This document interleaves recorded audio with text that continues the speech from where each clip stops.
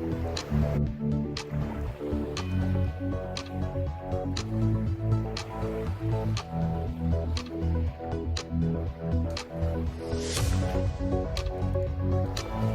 Middleton is the first one on today from the land of 10,000 lakes, and saying extra hugs to Julia from Minnesota. She'll appreciate that, Blake. Thank you. She's not with us today, as you can plainly see.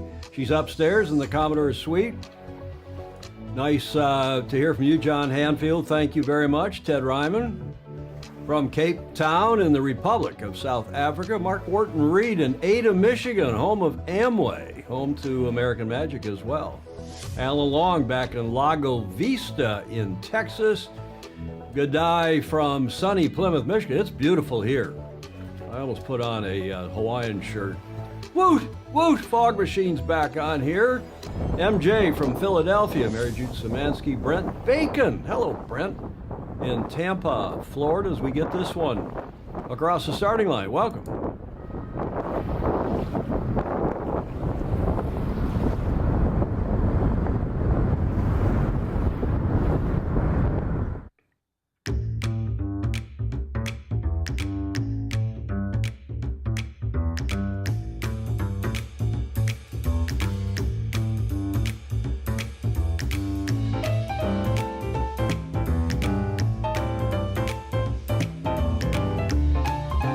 Show number 708 for Friday, the 10th of May, 2024. Seems like only yesterday it was April, because we haven't done shows for 2 weeks, or for a week anyway. And I'm back. There is no Julia here today, as you can plainly see. She is a bit under the weather. We'll explain all that in a moment. Peter Taylor, thank you to you, sir. Gordon Smith as well, checking in from Denmark, liking the new intro music. Jody Shields up early in Sydney, where it's Wanji, north of Sydney, where it's 06:02. Fritz Mueller in a sweltering Miami. Yeah, I'm back. Julia's doing okay. She's on Paxlovid. And we'll tell you, I have a thing in my mouth to help me with I should probably get rid of that. It's a bit crutonic, isn't it? Get rid of that. I put it in just before we went live because, as you can hear, I'm still a little throaty. So welcome, everybody. It's great to be back. It's been a weird week, 10 days, actually. I was not feeling great early last week, and tested negative. Did the show Tuesday, and then on Thursday, as I was preparing the show, I literally felt like I'd been run over by a truck. I went to bed, and I slept more or less for the next 3 days, and then eventually did test positive on Saturday. It takes a couple, 3 days sometimes, but I was symptomatic for more or less Wednesday on. I thought it was a cold, not much more than that, spiked a bit of a temp. And the nurse ordered no more shows until the crutonic crud is gone. So I did test positive. We put up the end flag, the cancellation, what used to be the cancellation flag, the abandonment flag. And we did not run shows, as most of you will know, on last Friday and again on Tuesday. In the meantime, Julia, with whom we'd gone to the yacht club together, which is where I think I got it last weekend, opening day of the Bay. And Julia was with me. I took her over there, in fact. And then we had a doctor's appointment that I took her to, and she had a doctor's appointment, and we did one or two other things. She sat here in the studio all day last Tuesday, a week ago Tuesday. So, breathing on each other, whatever. It was only probably a matter of time before she also got it. And sure enough, the day before yesterday, she tested positive. She is upstairs in the Commodore's suite. Hello, Julia. I don't think she can hear. Watching the show, no doubt. She immediately got a hold of Paxlovid. And I didn't take any Paxlovid, but my symptoms weren't bad, and I don't have any serious comorbidities of which I'm aware, and the Paxlovid seems to be taking good care of her. So she's under nurse's orders to take the day off today. Hopefully she'll be back and strong on Tuesday. And that's the update. We've got the nurses. You got to look at these nurses, right? We got to have everybody like that one when I used that as a show slide the other day, or a no-show slide, I should say. So we got to be equal treatment here, right? Excuse me while I clear my throat. So it's been a weird week in the week we haven't done shows, and a lot going on in the sailing world, which is great. But this madness here in the U.S. with the kids taking over college campuses, some of them, and most of them are not even local, are not even students. More than half of them seem to be outside agitators going onto campus and protesting the situation in the Middle East, which is, it's what a mess. But this cartoon was sent by Ed Worley, and the hiring guy is saying, I see you went to college. As they're clearing out the tents in various places. Got to give a shout out to Mystic Dan, who won the 150th Kentucky Derby. Bravo Zulu to that horse. Won by a nose in a 3-horse photo finish. Fabulous stuff. I'm not a big horse person, but those of you who are, I'm sure, appreciated that amazing 2 minutes of sport last, what was it, Saturday or Sunday? I can't remember now. And thanks to all of you who in the last few days have sent me notes about the tornado damage near Portage in Portage, Michigan. It's not the Portage Lake where I grew up in Ann Arbor, just outside of Ann Arbor. This was Tuesday in Michigan. They were some horrific, and must have made the news all over the world because we were hearing from various of you about hoping our family and our club and everything was okay. Well, you can see this map of lower Michigan on the left there, south of Kalamazoo, is Portage, Michigan, a town. There's a lake there, actually. I've sailed it. They raise sunfish there quite actively. Our little lake, which is another Portage Lake, is over northwest of Ann Arbor. And there are a bunch of Portage Lakes. In fact, that's our club there on what's called Huron Portage Lake because it's attached to the Huron River. But there are portage lakes all over the upper Midwest, the portage, the French word the Indians used, because they'd go up a river, get to a jumping off point, and they would portage their canoes across land over to the next body of water that afforded them, was taking them in the direction they wanted to go. In this case, from our little lake, Portage Lake, northwest of Ann Arbor, you could come from the western end of Lake Erie, get up to Ann Arbor, go across land up. You see where it says Lansing up there? That's the state capital. There's a river up there called the Grand River. It was quite a hike for them, but nonetheless, that was a lot quicker than going up and around Lake Huron and then in northern Lake Michigan. And they'd get to Lansing, get the Grand River, and go over to Lake Michigan. So there's these portage lakes where the Indians, the Native Americans, did this routinely, pretty much. Alan McGurry's checking in from Calgary. Hello, Alan. We're going to get him back on to update us on the Canada's Cup. Philip Laughlin is poolside. Apparently it's hot as hell in Tampa, Florida. Davis Island Yacht Club. Bucketing down in Sydney. Peter Stevenson, a.k.a. Pedro Foiling Sailor, is saying, regards to Julia from Peter Taylor. All of you, thank you so much for your wishes. As you were figuring out, I was a bit under the weather. Now, Julia. Jeff Kitson, sitting next to water and likely heading out on the water in Michigan. Speaking of Michigan, Gordon Smith, Chris, actually, Paxlovid works, but it's nasty to take. Well, Julia's taking it. I've never taken it, and I hope it's working well for her. Seems to be. She's making her tired, making her woozy a bit, no surprise. Thanks, John Sangmeister. Nice for your sentiments. Amazing the tensile strength in those new miracle fabrics, Clark Chapin. Yes, indeed.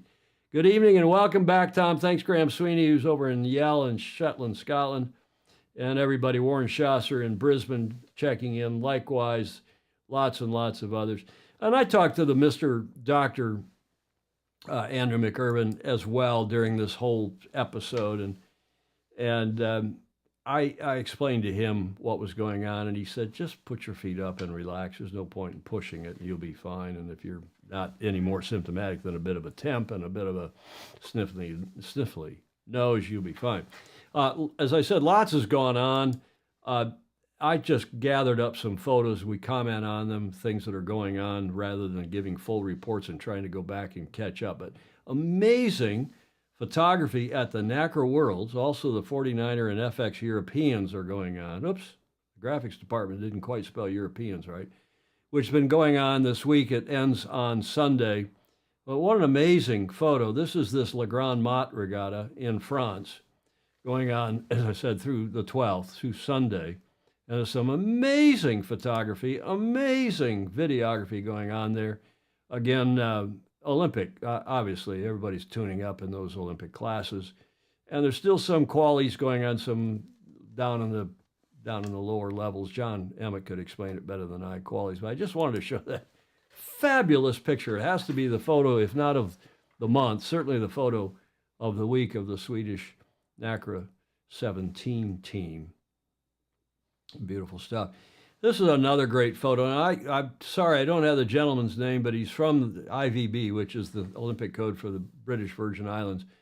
And he's the benefactor of one of these IOC where they reserve some number of slots where they can pick athletes, deserving athletes that are coming up in the sport who haven't necessarily qualified. And the gentleman has qualified based on that. He's been chosen by the IOC under this program so that he can go sail in Marseille in our Sailing Olympics representing his national authority, IVB, his member national authority, the British Virgin Islands. So it's the first time they've had a sailor in the Olympics since, gosh, I think I read in the 90s, early 90s. So bravo Zulu to that gang in the British Virgins. Maybe one of you knows his name. If John got on here, he probably knows as well. Another just great photo that came across the wire. This is our Fozy, Jonathan Shore, who is the son of the esteemed Olympic coach Bill Shore. Excuse me. And his brother Randy and Bill, they're sailmakers, and they built these sails. This is a Shield sloop, obviously, that Jonathan sails. And he's on here a lot. He watches. He sends me tips and info from Newport, Rhode Island. I appreciate it very much indeed. Nice, beautiful fleet of Shield sloops in Newport, Rhode Island. They race still every Wednesday night. John Hanfield will know that. Fleet, and what good fun they have in Newport. Highly competitive fleet, like the J-24 fleet, like the Snipe class. I just like this RS. Jonathan Shore is a salt of the earth guy, incredible sailor and human, John Hanfield is saying. Now, John, for extra credit, we've said that his dad is Bill Shore, the fabulous Lightning and Olympian and Olympic coach. He ran our Olympic program well for some period of time. You, extra credit, you know who his mother is, John Hanfield. You live there in Newport. What a great shot. Kids, people in our sport, these are just representative of how broad, how diverse our sport is. Lots of cool stuff going on. Lynn Jewel Shore, Rick Manero, ding, ding, ding. He gets the award for that. Indeed, Lynn, who was the first female Olympian to win a gold medal in our first Olympic medal, female medalist in our sport. What was that, in Busan in '88 in 470 class? So these RS Terras, they're called, great boats apparently, and they're doing well. This from Ineos, Dinah Shore. Lynn Jewel Shore. There's an interesting photo. I have no idea what's going on. It deserves probably a caption contest. Maybe some of you know what's going on, but I don't. And I just popped up. Yep, Busan with Allison Jolly. Fritz Mueller's reminding us that was Lynn Jewel Shore in '88 in the 470 class. Gold medalist, by the way. And then this was the first picture to come out of, well, as the boat, I should say, Patriot, as it's now been named, came out of the shed in Barcelona at the American Magic base. And they came out with that photo. Didn't reveal much in all of their initial photos, but they were cool. And you could, right away, you can see it had a bit of a repeat of the scow bow, at least from this angle. We'll show you more in a moment. And good stuff. Good stuff indeed. And finally, you got to give a bit of a bravo Zulu. We followed this race, the Transat CIC, and Jan Richomme from France was the first IMOCA to finish in this at New York. They went across the North Atlantic, of course, to New York City. And he won, and that's his second transatlantic race win. And that was a few days ago. It was back on the 6th.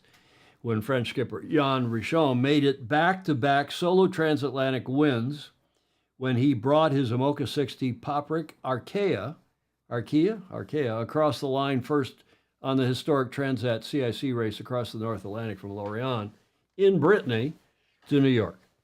Rishom on his Finot Koch, Antoine Cook, I guess, designed Patrick Arkea crossed the finish line of the 15th edition of this race at 18:23 and change. That was UTC, 2 in the afternoon, to conclude a very close battle with German skipper, one of our favorites, Boris Herrmann on Malizia Sea Explorer, who represents the Yacht Club de Monaco. He's a German guy from Hamburg, whom I know a bit, not super well, who was less than 30 miles behind when Jan crossed the finish line. Rishom's elapsed time for the 2950, almost 3,000 nautical mile course since leaving Lorient on April 28th was 8 days, 53 minutes and change. So bravo Zulu to him. If Julia were sitting here now, I'd say, Julia, what are we celebrating today? And you'd have to tell us based on this one and only clue. Does anybody know? Hello, Monica Mino. Speaking of great sailing families from the upper Midwest, the Great Lakes area. What are we celebrating today? Baton Rouge, the name will remain Patriot, or something else like you hinted a few weeks ago, yes. Well, there's a story behind that Baton Rouge we'll go into in due course. And Stingray says yes. He announced some weeks ago that American Magic would launch with recumbent cyclors facing backwards, and he was correct. Yes, he was. Okay. What are we celebrating today? Anybody know?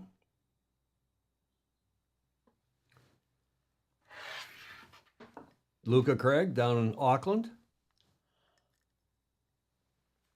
He says he's turning his camera on. I don't know what that means. We are celebrating Mother Ocean Day, which is a thing. I didn't know about that. I'd never heard of it. It's celebrated every year, I guess, on May 10th, at least here in the States, and apparently increasingly beyond. We're getting ready to celebrate this special day. Well, we are celebrating. 3/4 of the earth is covered by the ocean. It is in the ocean that, of course, the first organic life apparently started. Rain, oxygen, climate, food, salt, and other minerals, lightning, are all examples of gifts that we regularly get from the ocean. In short, life on Earth would not be possible without the blessing of the ocean. The ocean can always show its violent nature when needed, and also show we are celebrating the day to appreciate these gifts that we receive. And of course, as sailors, we celebrate the ocean probably more so than most others, indeed, probably every day. Okay, the jokes are rolling in here. Jody's waking up now. What is it, 06:20 now in Sydney. I once lived in the Virgin Islands. I got screwed over and had to leave. Julia, where's Julia when we need her? She's not here, but she would give you a finger wag for that, Jody, for sure. For sure. The Shore Boys and Holmberg Boys are the only guys whose moms were world sailing champions. John Hanfield is saying, well, I wonder, John, if that's true. How about, let's think about that. There could be some others. Anything else here? Mother's Day, not quite bing bong, but that, of course, is Sunday, and I suppose that's related. Romantic Sunset Kiss Day, Chris actually is asking. Kurt Russell, Bad Movie Day. Now, those are all good things given that photo that came along. Kiss the Sunday, Blake Middleton is asking.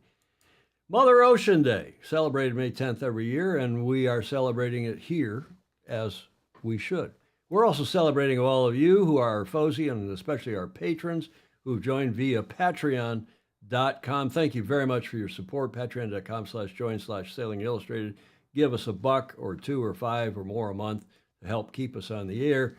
Speaking of which, while I was, I get bored here. I'm here in the studio. Several of you know, because you helped me do some testing between when we went dark and today. I cleaned this place up, tore everything apart, unwired everything, dusted, cleaned, needed a good, not only a spring cleaning, it hasn't been cleaned up in here in probably since the pandemic, maybe pre-pandemic. So hopefully everything's working. It looks like it is. We did the extensive testing. And what you can see some minor changes here. I won't bore you with it, but we think technically and everywhere else is improved. Thanks again to the support of you who give us a few bucks a month. We got some more switching devices here that have helped with the video, especially, and we think with the quality of the video. Shall we move on to a Bravo Zulu or two, or maybe three even? Mother Ocean, Graham Sweeney is saying, indeed. So, what are we celebrating first? Well, we've been following the 52 Super Series, so we should probably get into that first.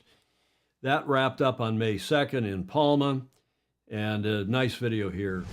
Summarize. Well, a big thrilling Thursday showdown in Prospect here in Palma. Close match, I think, between Allegra, Quantum Racing powered by American Magic, and Sled. They're the three contenders. There's only a point separating them, but if we get three races, it could all open up. Who's going to win? Who's going to be the Palma champions?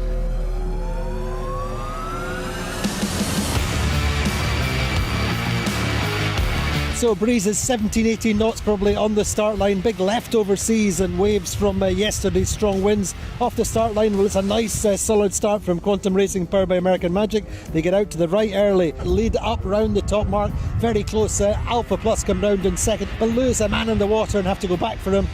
So down the first round, will Allegra make a nice run, and through the leeward gate they're up to second. That's the order all the way through. Coming down into the finish line, well, Quantum Racing powered by American Magic have got a big lead. Allegra look to be coming in for second, but they lose three boats coming down in the final metres. Interlodge come through for second, Provezza get third, and Platoon squeeze inside and just ahead of Allegra. So Quantum Racing powered by American Magic clear on top. So breeze is at 20 knots, probably peaking at 22 for the second race of the day. Great conditions off the start line. Gladiator lead off the pin and lead round the top mark. Penalty for Quantum Racing powered by American Magic on the first beat. That drops them right back. So too Allegra end up down deep in the fleet. But down the final run, well, it's Gladiator who are well clear.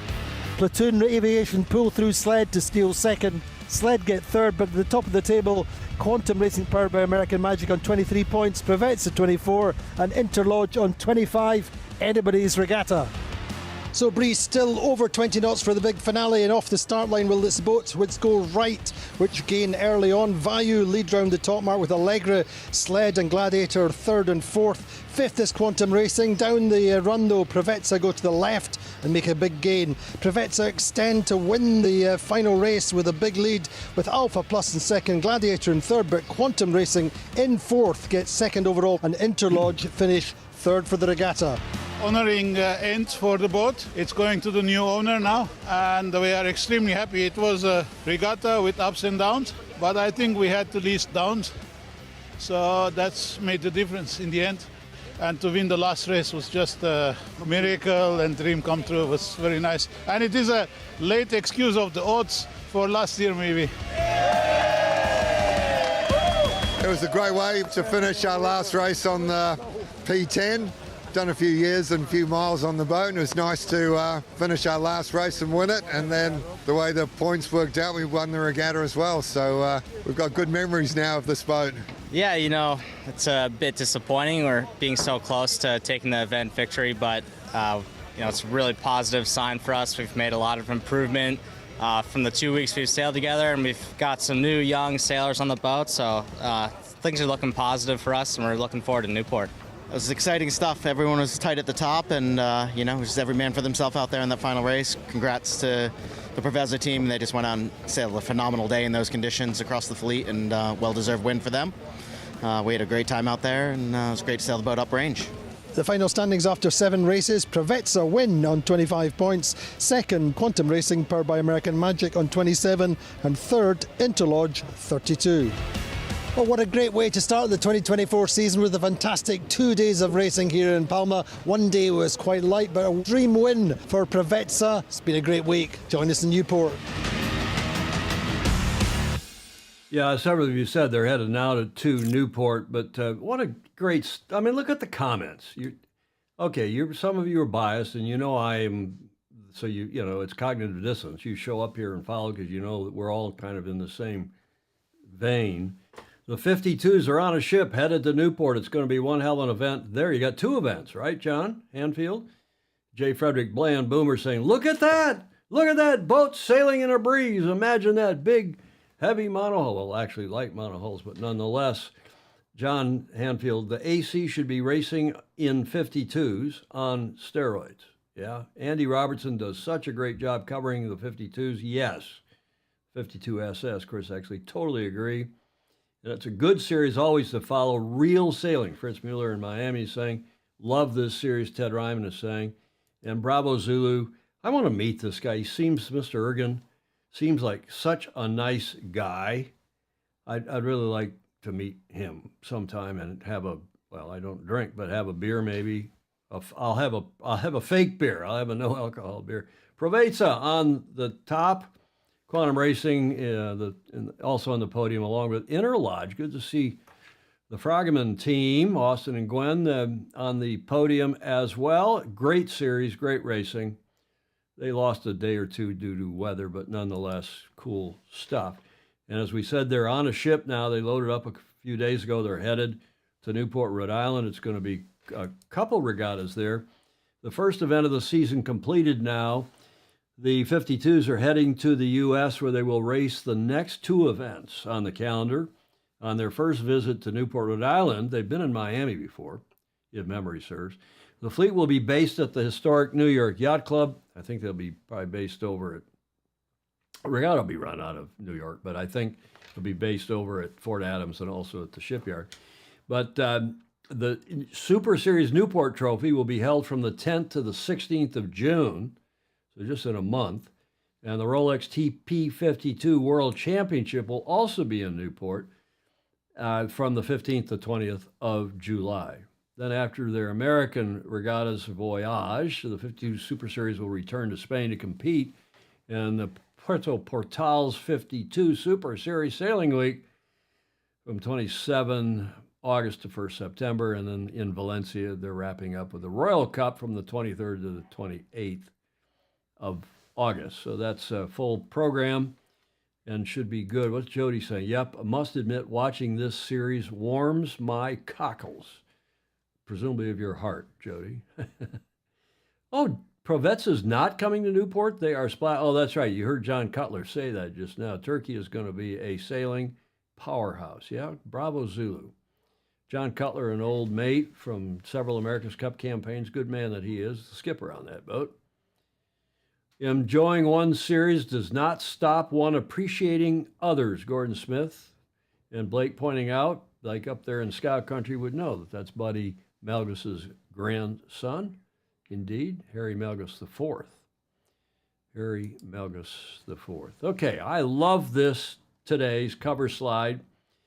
And it's obviously T. Hutch on the right, the skipper, president of sailing, whatever his title is, for American Magic, and our Fozy, the esteemed Vice Commodore of New York Yacht Club, Claire Harrington. And that is a world-exclusive photo, not from Claire, not even from the team. I grabbed that photo. It's a screen grab, actually, off of video. And I just so like the two of them together. And Claire was there, and she swung the bottles we told you she was going to do, or she pushed the button that had the arm go down and do it. But she gave a terrific speech. We're going to have an excerpt from it in a bit. I tried to get information out of her, and she says, sorry.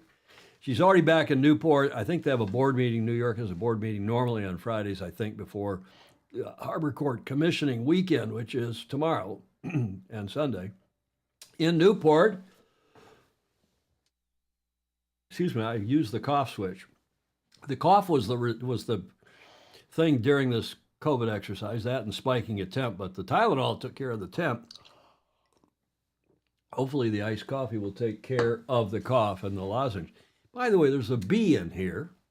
It's hot. As I said at the top of the show, it's beautiful. If summer has finally arrived here in San Francisco, and it's another day where it's 75, maybe, it's probably quite a bit warmer inland, and the breeze doesn't look like it's kicked in here yet. But I've got the window open here in the studio, and a bee flew in. So if I suddenly go into anaphylactic shock, you'll know. I've never had problems with bee stings. But any other messages here? John Cutler driving Provezza. Great job and such a great and fun guy. Yes, John Lamberts Van Buren, indeed he is. Cutler, a Finn Olympic medalist. Was he a medalist? Hell of a good fin sailor for sure. Brett Hailstone, new name. Hello, good morning from Surfers, Waiheke Island in the Hauraki Gulf down there up wine country there. That's a wine, Waiheke's a bit of a wine area. Just 5 weeks from the shortest day, and we're still enjoying an endless summer there in New Zealand. Love the show. Best Hailstone. Thank you, Brett. Thank you very much indeed. Fritz Mueller saying yes. Bronze in 88 in Busan. I assume he's referring to Johnny Cutler. And 100 messages already. Julia, where are you when we need you? No Julia today because she's got COVID. And J. Frederick Bland saying, I really need a copy of Claire's hat. See, it's proper, too. Before Memorial Day, it's dark covers, not white covers. Out here on the West Coast, they don't much care. You can wear white pants whenever you want, but not New York Yacht Club. You wear gray flannels and dark covers until after Memorial Day. What else here? Lots of comments. Lynn Jewell was gold 88, Seoul, Korea. Jonathan Shore, thank you. There he is, speaking of the man himself.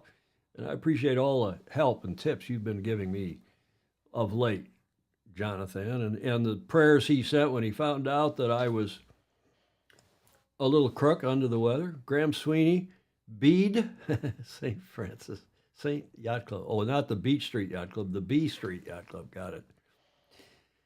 Let's not have a bee sting. I think I left the window wide open, hoping it would fly out of here, and it was still buzzing around a minute ago. So anyway, no, who cares? A little big one. It was a big bee, actually.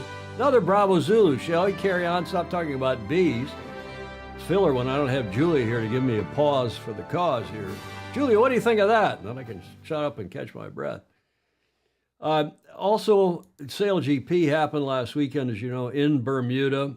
As Emmett is listening to the show while driving, it makes the trip much more pleasant. Drive Time Illustrated. Thank you, John Emmett. We've got a report coming up from John, of course, and as Larry Kennedy, the bimbo, Larry Kennedy checking in from New York City. But bravo Zulu to these guys, Diego Botín and co., who've won now their second Sail GP regatta. Razor-sharp tactics propels Spain to victory over Australia and New Zealand, who were also on the podium, in Bermuda. Absolutely stunning stuff. They've sailed very, very well indeed. And Botín's young Spanish team executed flawless tactical decision-making to trounce season leaders New Zealand and Australia. I wouldn't call it a trouncing. It was damn close. On the iconic waters of Bermuda's Great Sound in that final three-boat race, winner take all. An aggressive start saw Spain swerve behind the Aussies and Kiwis to pinch perfect start line positioning. Now, how is that, Julia, for alliteration? Pinch perfect positioning and secure the all-important inside line, using Formula One technology, to Mark 1. Okay, fair enough. Here is a video of their start. Have a look. How's your timing there, Botín? You look like you could have judged this just to perfect. Watch the line turn right. It's go here, the Spanish. What a move. They've slung onto the inside, timed it well. Fastest angle with New Zealand, but the Spanish have the tactical inside position. New Zealand are going to have to open the afterburners from here. As they approach mark number... Okay, you'll see that from different angles here as we go through this segment. In a moment, but let's go back now and give you a recap of the last day, what happened in the fleet races 4 and 5, and then that final race of 3. An amazing event number 10 of season 4. This was the Apex Group Bermuda Sail Grand Prix out on the Great Sound. A slightly different configuration for race 4 with the setup, but the French, they obviously felt the pressure, felt like they needed to force things. Look at this. I mean, this was reckless, really, from de la Pierre in the pre-start. Didn't work out well for him. It was the Swiss that it worked out well for. Nathan Outer is taking the Swiss onto a victory in race number 4. And then the all-important race number 5, Emily Nagel. I'll tell you what, you know these Bermuda waters better than anyone else. This was the critical race. Yeah, and it was the Spanish that stole the show there. A brilliant start by them, got to Mark 1 first, but they did make it tricky for themselves. With those conditions, this lead was not enough. The gap closed a lot, and we had a battle between those top 5 teams. Constant changes of who was going to make the final or not. The Spanish looked like they were making the final, then they weren't when they got themselves into an incident. Looked like the Canadians were going to make the final, but then Canadians had a nightmare. Ultimately, the Spanish got through. Spanish get through on a tie break with Canada, so they go into the final. And Stevie, what a start again. Diego Botín rolling the dice on this one. Yeah, he told us his plan. He said he wanted to be at the downwind end of the line, and he nailed it with an aggressive move. I mean, the Black Foils, they made a charge. They don't ever go away, do they? But some really clutch handling under a lot of pressure from the Spanish kept the race tight. And in fact, not only did they keep the race tight, they forced New Zealand to roll the dice a little bit. And we saw the first little mistake from the Black Foils, really. They tried to force it. It was probably just a move too far for them, and the Spanish got it done. And in the end, Spain takes the victory. New Zealand in second, Australia finishing in third. So the standings look like this after 10 events. It is New Zealand on top, 77 points, 10 points clear of Australia in second, and Spain now distancing themselves in third place ahead of Rockwool, Denmark. Okay, nice report. Nice. The commentary still has some work to be done, but the lady from Bermuda, what's her name? I just had her name, and then it went in one ear, out the other.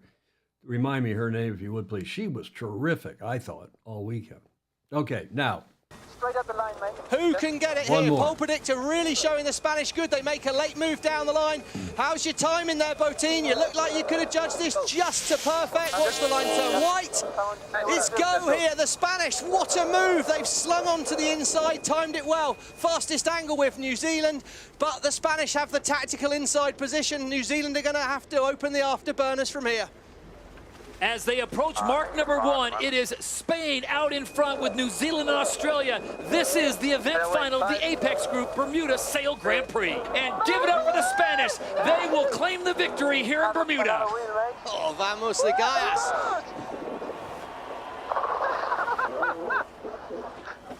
Thanks, Chris, actually. Yeah, Emily Nagel, her name, and Jonathan Shore and others agreeing she does a terrific job. She talks slowly, clearly, and is a breath of fresh air. Diego Botín Los Gallos got the better of the two league's heavyweights, Australia and New Zealand, in a tense three-boat finale at the Apex Group Bermuda Sail Grand Prix to win its second Sail GP event. Remember, they won where? Did they win in L.A.? From memory, they've won one other this season.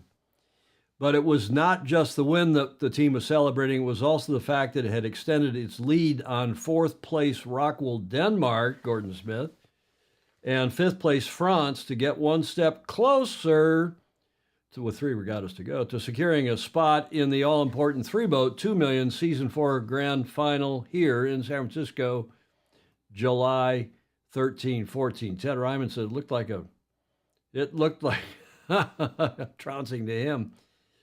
Yeah, the bar is they're talking about coaching and in the comments. Boy, the comments, you guys are so clever and so fast, but no surprise. So what's the press coverage? There were a lot of media there. Bermuda's, everybody wants to go. It's expensive, but everybody still wants to go there. The Bermuda dollar is on parity with the U.S. dollar. So it's a good turnout. It was apparently a great event. Nice wind, nice weather, as you will have seen if you watched it on the tube. And New Zealand still leading by 10 points over Tom Slingsby in Australia. Tom had a great first day and then not such a great second day. Still on the podium.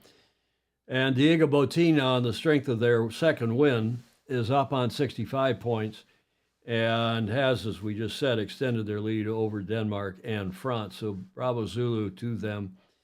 This kid's, I don't know him. I've met him once. I wouldn't say I know him. Hell of a good sailor, obviously campaigning a 49er and has been doing some other things. I wish Spain would get back into the America's Cup. If we had rational boats in the America's Cup, maybe they would get back in as well. What about Slingsby? Well, Slingers, who's, of course, skippering for New York Yacht Club, or helming, we should say. He's one of the two helms that they're going to have, one here's. Was penalized at that previous regatta, and he still's grumbling about it, whinging, as some of you would say. We disagree with the amount of the penalty points that they were given. We don't think we deserve that after the crash that they were avoiding the Canadians that ran their boat into a mark. We don't think we deserve the most in sail penalty points in Sail GP history, and we don't think it was reckless sailing. We're just going to move on and get a great position here, which, frankly, They did. They bounced back after the incident in Christchurch. So bravo Zulu to him. Tommy is, if he's not the best sailor on the face of the planet, tell me who is. Terrific job that he is doing, Tom Slingsby, and done campaign, couple campaigns with him, 2, I guess. And he's a leader of men and women, as well as a hell of a nice guy, newly married. They have a kid? They just had a kid, right? Can't keep track of all these young guys getting married and having kids. Back to Diego.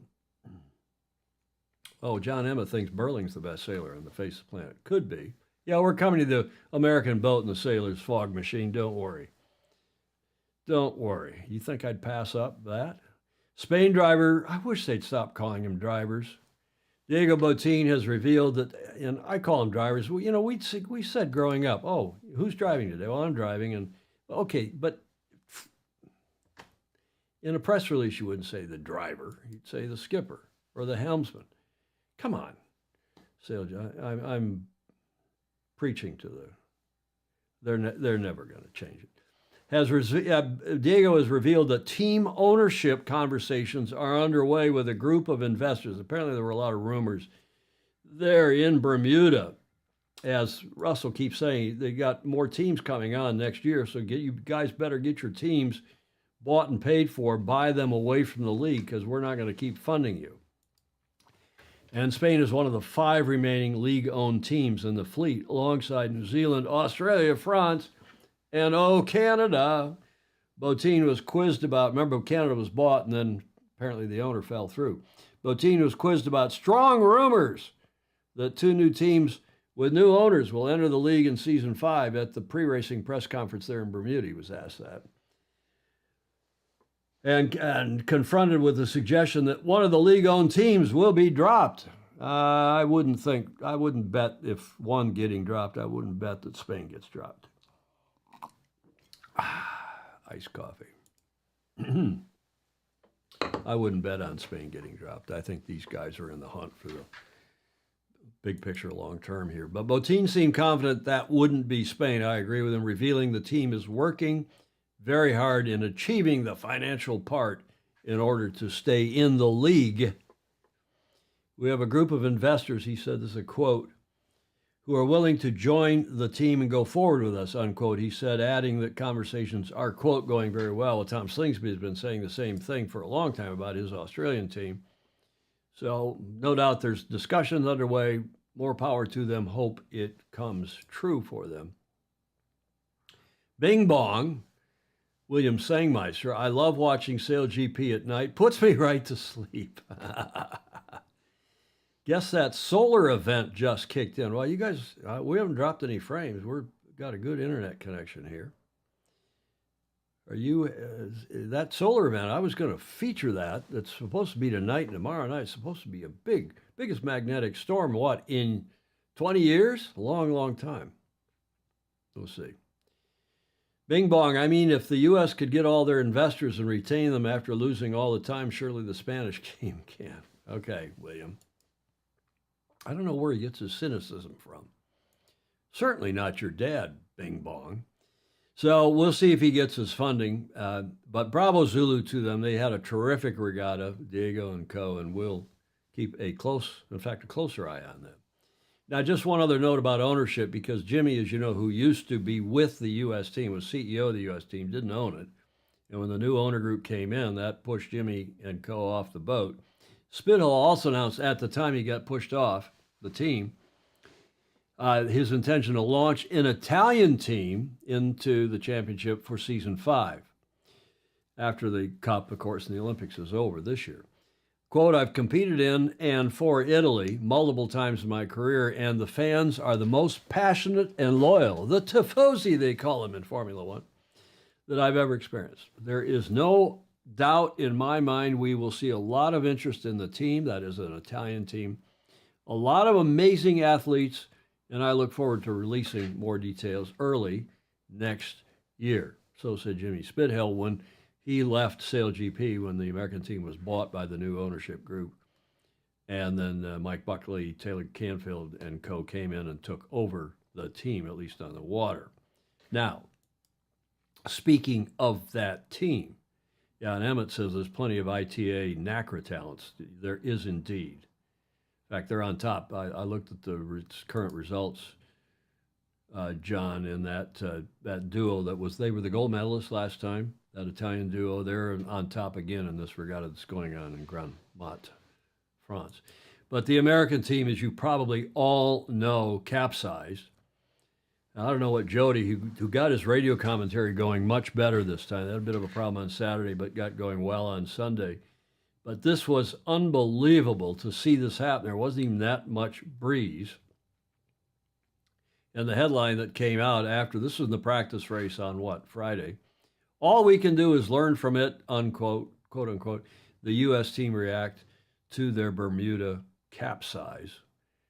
That's what it looked like as the sailors were going from the high side, so to speak, down through, to and through. Nobody went actually through the wing, but they punched some holes in it, bounced off it, and then the force of the boat capsizing, as you'll see in a minute, it collapsed the top of the wing and the rig, and that took them out of the rest of the regatta, and it may take them out of the next regatta.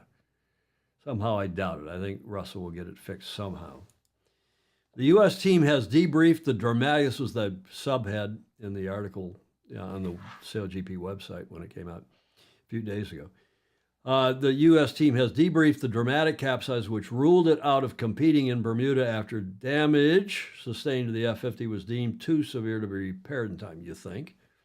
The incident occurred during Bermuda's practice racing when the top of the wing inverted or bent the wrong way, resulting in the F-50 suddenly flipping over. Excuse me. So it was a hell of a deal. Look at this. Oh, what timing by the Germans there. He had the... Oh, look at the back round! Oh, my goodness! Oh, they flipped the... Oh, my Lord! Disaster! Oh, I hope no one's hurt in that. That was a disaster. They flipped the wing the wrong way there, and it just tipped the boat over. Wow! What a moment there. So as the rest of the fleet speeds away, we will get an update on the Americans. They have just had a major incident out on the water as they were approaching mark number 1. And as Stevie pointed out, it was just either a malfunction or a mal-execution because everything went wrong in a hurry. Okay, that's the best video I've found, and it's a composite of several other videos you may have seen. I'll play it one more time, but I'm going to turn the audio off. I don't know why these guys think that, we got him, how that helps the whole situation. You don't hear that in any other sport, not even in F1. You know, people can see what's going on, and they don't need people screaming at them on the commentary, with respect. Oh, what time? I mean, you don't need it. Oops, the Americans have capsized. Wow, that looks pretty serious. And of course, they're trying to gin up some excitement, some interest. And it just tipped the boat over. Wow. What a moment. Wow. What a moment. Oh, this is so... Away, we will get an update people on watching the can decide whether it's cool, whether it's a wow moment, whether it's horrific. Look at the top of that rig. It was just either a malfunction or a mal-execution because everything went wrong in a hurry. A cluster size, Graham Sweeney is saying. Yeah, it's a fuster cluck of magnificent proportions because Victor Diaz de Leon, who is the button pusher on the boat, is the wing trimmer, by his own admission. I knew it within minutes. In fact, Jonathan Shore knew it, and we were commiserating when we heard it had happened. And that's... it wasn't punching through. They can fix the wing, the mylar, the stuff that goes across the frames. Getting the frames, getting that whole top wing section, which is obviously broken badly, getting that fixed takes some time, and who knows. Yeah, where's Jody's commentary? Alan Long is asking. What else? What are the other comments here? USA needs to paste a label on that invert switch that says, oh fudge, are you sure? Peter Taylor says, yeah, the commentator sounds like the Hindenburg disaster 85 years ago. Oh, the humanity. Yeah, okay, well, that was a different deal. When you're losing life, I mean, but even, you know, you can understand the exclamations of people watching 9/11 happen or the Hindenburg or some other horrific situation. This is a sailboat race and a boat capsized and people bounced off the wing. It's not the first or the last time we're going to see that. Okay, so there was a lot of commentary, and it quickly became known that Victor was the button pusher, and data from the boat later revealed the capsize was caused by wing trimmer Victor Diaz de Leon pressing the wrong button repeatedly by accident, he said. I'm sure it was by accident. Reflecting on, and he's a cool guy. I don't know him well, but I do know him, and he is a very cool guy, a hell of a good sailor, but hasn't had a lot of experience at this speed. Reflecting on the incident, Diaz de Leon said he was disappointed by the error, I'll bet he was, and described the incident, which saw 5 of the team's crew members fall overboard, as scary. Yes, when I first saw it, I thought it was scary looking too, especially the guy that went head first off the upper hull and head first into the wing. And he was apparently hurt, though not badly. He goes on, he's quoted as saying, "I'm thankful to all my teammates are safe, that all my teammates are safe. I'm going to look into it, what went wrong, and make sure it doesn't happen again." I'll bet he is. He said. He paid tribute to the team, adding he was, quote, "thankful of how supportive they've been during the situation." Yeah, okay. Now, what did the CEO have to say, Mike Buckley? And there's been some, well, I'll let the commentators give you their take on this before I say any more, and we'll see what you all have to say. Team CEO, and he's on the yacht as the strategist, Mike Buckley from New York City, said the team knew what went wrong right away, but said all the team can do is learn from it. These are quotes. "We compete as a team, and whatever the outcome is, we win as a team, and we lose as a team, and we learn from it," he said. Okay, Mike? He likened the incident to high-speed crashes in motorsport. You think? Quote, "I think every Formula One driver has had a high-speed crash into the wall, and we've just joined that club," unquote. Think about that. Let that sink in. He pointed to the team's lack of on-water practice days since joining the league, adding that Bermuda's practice race marked only the team's 5th day foiling as a team. Okay. Now, I go to a video which is actually quite a bit longer. I'm taking an excerpt where the commentator, and I like this, they've been doing this the last couple, 3 events, SailGP events, and they sit around and cogitate. They regurgitate, they think about, they express their final thoughts about what just took place. So presumably they do this after racing Sunday afternoon before everybody takes off. So here's the excerpt of them talking about the USA SailGP team's capsize. Speaking of licking your wounds, how about the Americans? They miss out on the whole weekend because they basically wrecked their wing in practice.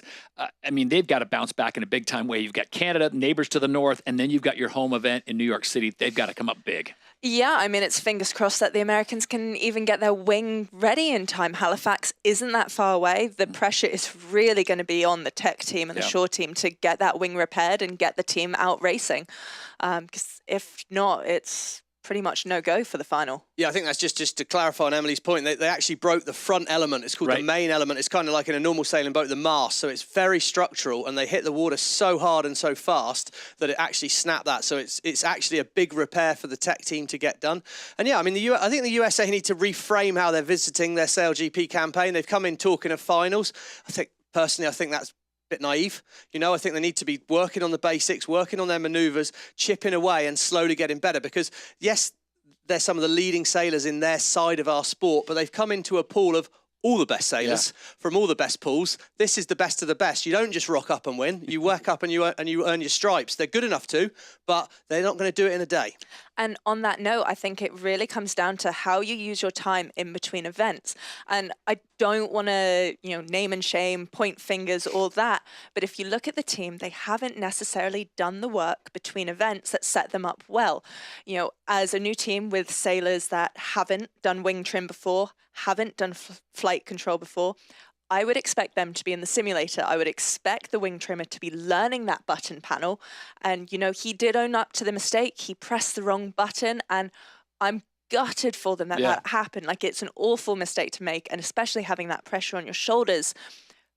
But as the wing trimmer, you should know your button panel. You should be able to do it in your sleep, and they're not there yet. Bottom line, though, everyone's okay. That's the most important thing. Okay, yeah, and it was a and they're going to be fired up going back to North America now, aren't they? So I expect a big bounce back. They said, you know, this won't define them. It's how they bounce back from it that will define them. And what better than being very near home turf and then home turf. So yeah, expect big things from the US team going forward. But as I say, I think all the teams have got a lot of work to do. 3 events before we wrap up season 4. Let's get a quick prediction, Emily, from you as we go to Halifax, Canada. What can we expect, and who do you think will fare well? I think we're going to have a really good battle between the Canadians and Spanish again. So the Canadians, home water. The Spanish, though, I know those guys have done some sailing in Halifax before. They've gone there with the 49ers. So I think this battle could continue further. What do you think? I don't know. I'm going to use. I support Liverpool as a football team, soccer team in the UK, and they've got. Well, this is going to make a lot of sense in a minute. They've gone a goal behind too many times this season, and they keep digging it out. Now New Zealand have started badly the last 2 events, and they've just scraped a final. I think New Zealand need a bit of a reframe on their starting, or they could miss out on the final. Not going to be disastrous for their season, but a big thing for them to work on. Australia have clearly got issues with their boat. So yeah, I think you're quite right. I think Spain and Canada are going to be so fired up. Who else? Denmark. It's got to be. It's going to suit Denmark a little bit. Those kind of conditions, potentially a bit Scandinavian up there, you know, in the northern part. I think it's potential that it could suit them.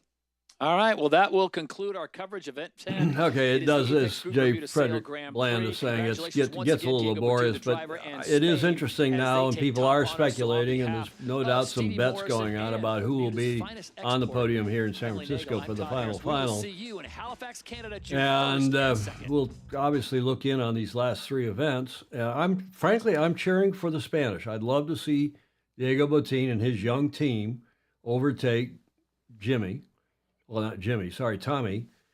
and Blair Tuke and the rest of his team, the rest of his Kiwi team, led by Pete Burling. And it'll be interesting in a month's time to see what goes on. Less than a month's time, up in Canada, sponsored by the sponsor of the Danish team, Rockwool, is sponsoring the Canadian Sail Grand Prix, which concludes with events in Halifax on the 1st and 2nd of June, then New York on the 22nd, 24th of June, and then finally here in San Francisco, July 13, 14. Peter Taylor saying, Viva España.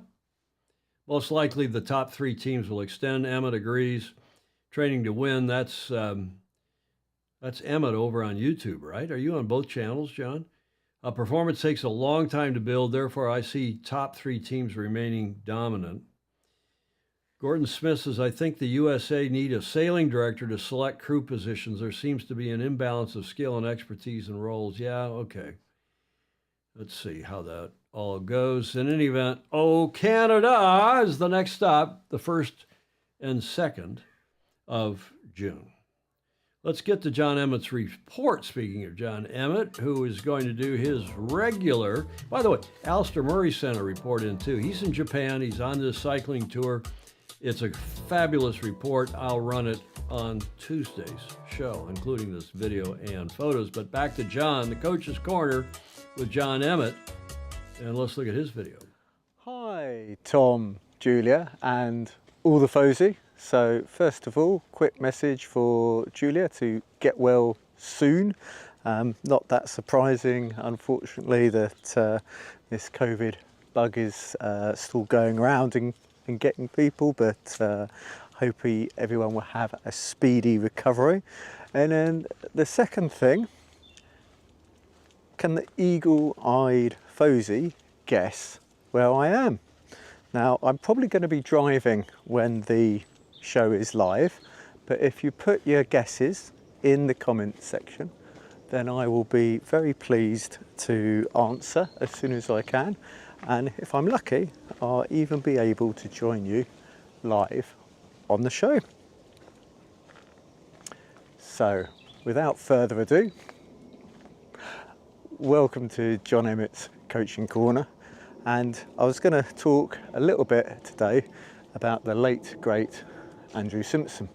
So apologies for people who've heard the story before, but I think this is a very important year, being an Olympic year, and that's something which brings us all together. I think probably 3 million people will watch the Olympic Games, and it's just bringing everyone together, the most relevant thing to everybody's lives, and something that hopefully transcends all the politics that go on in the world today. And I just remember being so proud of Bart and his Olympic achievements, not only for him and himself. Remember, in nearly any other country, he probably would have gone to several games in a Finn class. It's just the sheer strength and depth in the UK with Ian Percy and Ben Ainsley, etc. But it's what he gave back to the sport. And I actually did my first ever Worlds in what was then the radial in 1994 in Japan, in Wakayama, and I thought this was an amazing place. One of the things I felt very comfortable there was just the culture. Somebody actually left a wallet in a phone box. Yes, we had phone boxes back in 1994, and 3 days later it was still there with all the credit cards, all the money, all the rest of it. But I actually shared a room with Bart on my first Worlds, and you know, it was a great person to spend the time with. And he actually was a little bit ill at the time. He had a chest infection. I remember him coughing, and I was a bit worried for him. And you know, Japan, it was a fantastic experience, but it's also very expensive. I remember us boiling eggs in a kettle to try and save money, but that was my first experience. And this being an Olympic year, but also an America's Cup year, makes us look back at how Bart tragically lost his life. And he always did so much for young people, you know, be at a training camp and he'll be up, you know, writing emails and talking to people who, you know, just needed that bit of encouragement. And so it's only fitting that we now have the Andrew Simpson Centre, and indeed we have actually the performance academies, which are doing so much good work just to encourage people to keep sailing. And I see that legacy, and indeed, you know, I actually see at least one of his boys sailing at Castle Cove Sailing Club, which is really nice, and I can't help but look and see the familiarity in the look. And yeah, I just can't believe this was 11 years ago, the day I'm recording, that he lost his life. And I remember it very well. I was actually in Holland, and sometimes you have these really weird things when you're doing a regatta, or sometimes just before a regatta, where you can't particularly sleep at night.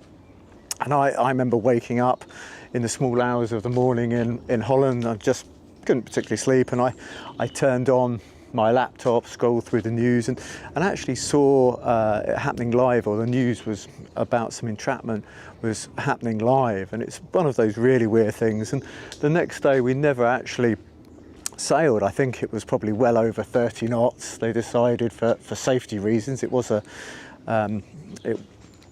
Masters event, that was going to be no race in the day. And the Dutch were very kind to me, and we had the flag at half mast. And it's one of these things like 9/11 that you just never forget what you were doing on that day. And for me, yeah, Bart was a great character, and it's good that good things have come out of this. One, that the safety rules for high performance boats, I think with the divers and so on, we're so aware now to be risk averse and to manage those risks.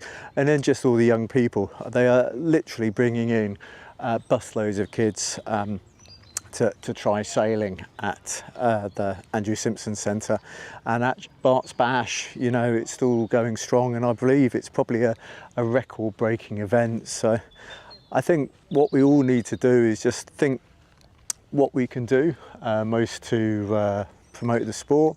And I say we really need more people in the sport like Bart. So yeah, just remembering the big man himself. I think the happiest I've ever seen him was Olympic Games, where you can have as much free McDonald's as you like. But there we go.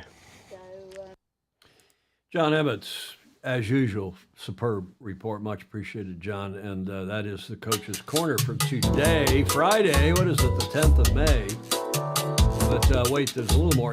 By the way, there's something he said in the comments about the International Laser class has secured their future. Do they get the name Laser back? Has there been some behind-the-scenes deal or a lawsuit or something? I don't know.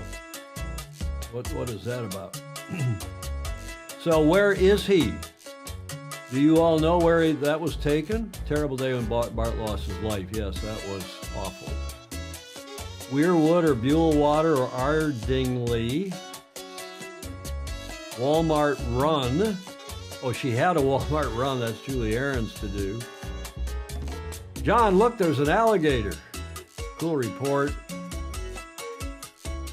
I remember Tom being, yeah, I had to give that. That was one of the hardest things I ever did in my sailing career, was having to do that press conference after Bart lost his life. And that was at Larry's insistence. He called Russell up, said, have Eamon go do the press conference and tell him that it's going to continue on and why.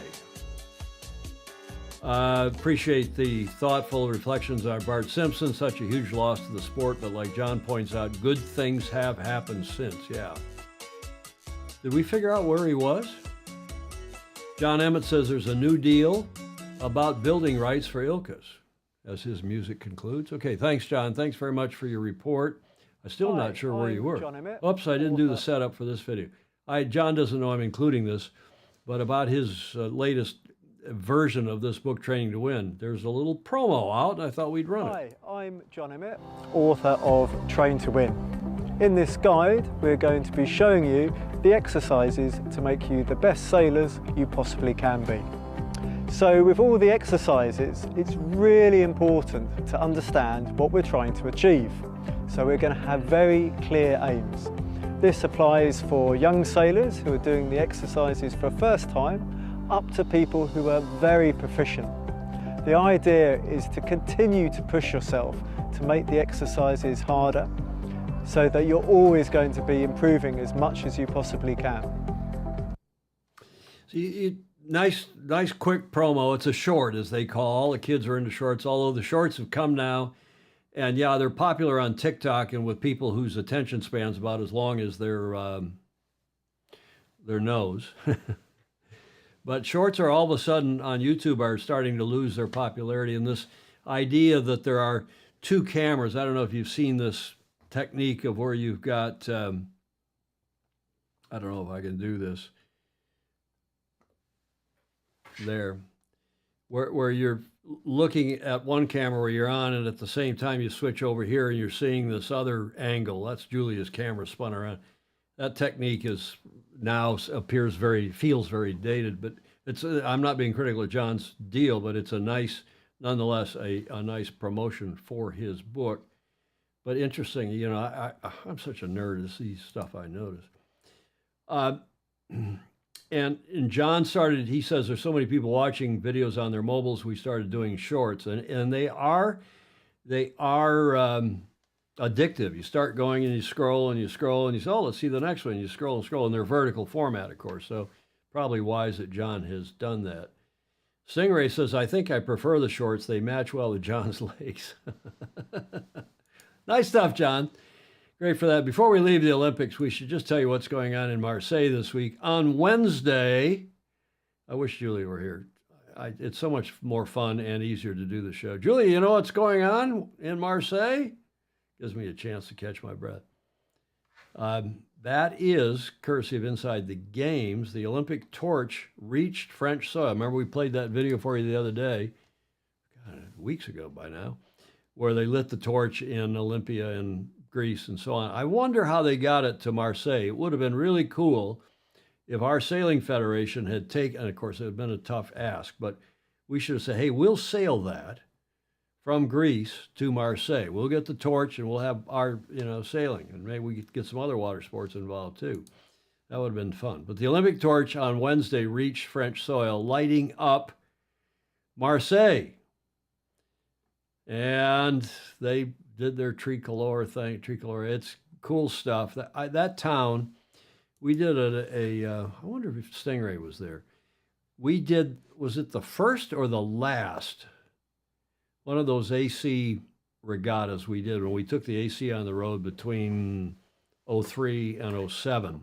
And this was a cool regatta in Marseille, but I tell you what, that town then was a dangerous town. You didn't walk on the street with a computer bag, because the people would literally come and either rip it out of your hands, or they'd come and cut the bands of your bag and run away with it. It was just, the street crime was just unbelievable. I'm sure they got that policed, so to speak, for the Olympics coming up. One can only hope. So this was on Wednesday, and then today, Friday, they did some more stuff with various Olympians and from various sports, celebrating the start of the torch relay, which now goes from Marseille, obviously, up through the country to Paris in due course. This symbolic day today also brought to the, this is according to Inside the Games, to the limelight anonymous fighters with extraordinary stories. And I don't, at first when I read that, I thought they meant boxers, but I think they mean fighters on behalf of sport in general, such as Barbara, a sailor who works to make it easier for women to take up sailing in Marseille. Fabulous. Louis, a former docker who is the country's most decorated boxing trainer. Clara, the French para-swimming champion, who wants to make the sport accessible to all. And Matthew, a rising decathlon star who also serves in the Marseille Naval Fire Brigade. So nice sentiments, and those are the kind of people apparently that are running the torch through the streets of Marseille on today, Friday. It's the evening over there now, obviously late, but nice stuff, and nice to have a sailor involved there in the town that is hosting the sailing games. Well, let's get to the America's Cup. Our cover story today, I got a nice text from Claire, from our Fozy, the esteemed Vice Commodore of New York Yacht Club. She's back now already in Newport for the festivities there this weekend, and she said, "Oh, I see I made the cover. You've made my day by being on your cover." And yes, Claire, you and T. Hutch were very proud of New York Yacht Club, and a cool boat is, as one of you commented quite a bit earlier about our Fozy, Britt Ward from Far Yacht Design is leading this design team along with Scott Ferguson, another longtime dear friend and hockey player, as well as a great sailor. And they launched the boat Tuesday, just as we told you, on the 5th, christened the boat, splashed it, and have joined the all-in-one-day splash and sail the boat club, like we've been going on about how impressive that was that Emirates Team New Zealand did that with their new AC-75. Well, New York has now matched them. Not quite as quickly, but they did splash the boat, and on the day they splashed it, they went yachting. So bravo, Zulu, to them. You know what Claire looks like from the front. You've seen that on our cover slide today. There she is hugging T. Hutch after her speech. She doesn't know it, but I have a copy of her speech. She wouldn't give it. I said, "Claire, I've run 3 New York Yacht Club christenings, including with the late, great William F. Buckley." Was he junior? William F. Buckley was one of the guys I recruited to give the speech. He gave a I'll drag that speech up sometime. It was terrific. It was funny out at, where was that? I can't remember. That was the second one for U.S. Peter Taylor probably has a copy too, but that was U.S. 44 for the christening of that boat. But Claire, Vice Commodore Harrington, gave the speech, and she said, as they christened the yacht, Patriot, which is a bit of a strange name to rename the boat. What was the name of their race boat in Auckland last time? In her address, to an enthusiastic gathering of team members, friends, and family, Vice Commodore Claire Harrington commented, quote, "The New York Yacht Club has never wavered from its core purpose of ensuring international competition at the highest level of skill and performance. That is our tradition. However, the launch of Patriot also signifies innovation, blending 2 distinct elements, tradition and innovation. And so I bring to American Magic the heartfelt wishes of all 3,400 plus members of the New York Yacht Club for your success in the upcoming competition. maintaining the club's tradition through your inspired innovation. Now, one has it on good authority. She told me herself that she wrote the speech. I'm sure it was vetted by a number of people. And as any wise person would do, you run around and say, hey, what do you think of this? And help me edit it. Fabulous speech, fabulous Vice Commodore, and will be the, if she plays her cards right, she'll be the first female Commodore of New York Yacht Club in a year's time. So bravo, Zulu. Very proud of her, and proud of what is a cool-looking boat. Low freeboard, looks very slick. We're going to show you some video on that in a moment. Let's go to comments quickly.